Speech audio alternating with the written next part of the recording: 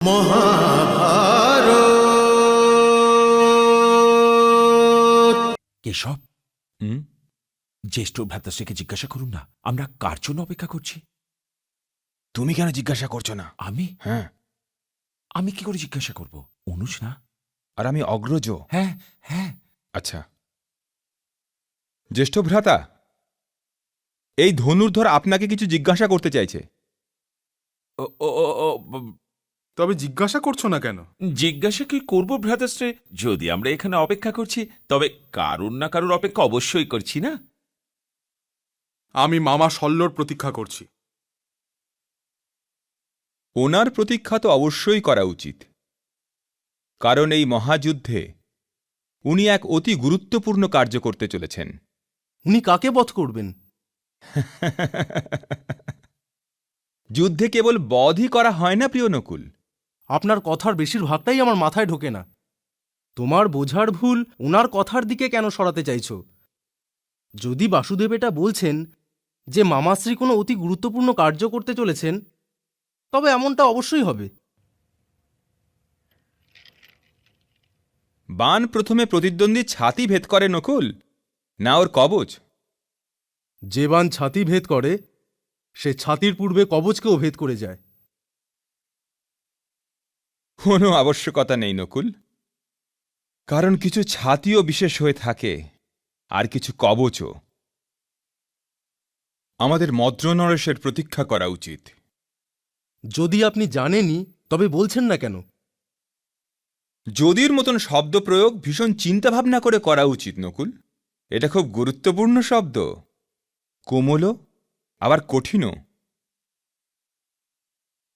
এটা বিকল্পের দ্বার খুলে দেয়, আর রণভূমির দিকে এগিয়ে চলা প্রত্যেক যোদ্ধার জন্য আবশ্যক যে বিকল্পের সমস্ত দ্বার স্বয়ং নিজে বন্ধ করে দেয়। মদ্র নরেশকে আমরা সবাই ভালোভাবেই জানি, আর ওনার সাথে আপনাদের আত্মীয়তার সম্পর্ক। ওদিকে এক মামাশ্রী তো আছেনই, এদিকে এক মামাশ্রী হন বা না হন, কিন্তু একজন মামার থাকা তো উচিত।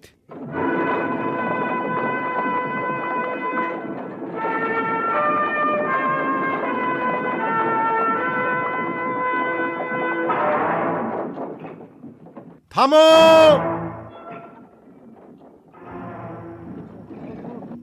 মহারাজের জয় হোক। আপনি যদি আজ্ঞা করেন তাহলে তাঁবু খাটাবার আদেশ দিয়ে দিই মহারাজ। এর আগে একবারও আমাদের নিজেদের তাঁবু খাটাতে দিয়েছেন ধর্মরাজ যুধিষ্ঠির? আমাদের নিজেদের তাঁবু খাটিয়ে ওর অতিথি সৎকারকে অপমানিত করতে চাই না। এগিয়ে চলো।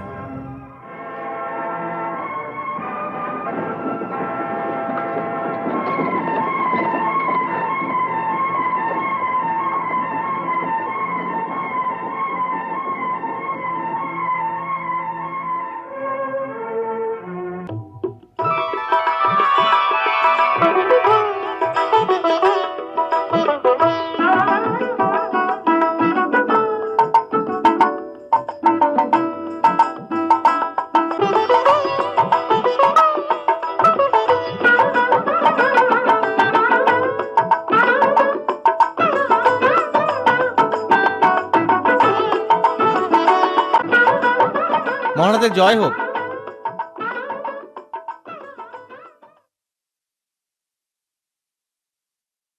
হস্তিনাপুরের যুবরাজ কৌরব শিরোমণি গান্ধারী নন্দন মহারথী দুর্যোধন উপস্থিত হওয়ার আজ্ঞা চাইছেন। দুর্যোধন? ও আমার সাথে কেন দেখা করতে চাইছে? আমি তো ওর বিরুদ্ধে যুদ্ধ করবার জন্য মদ্র দেশ থেকে বেরিয়েছি।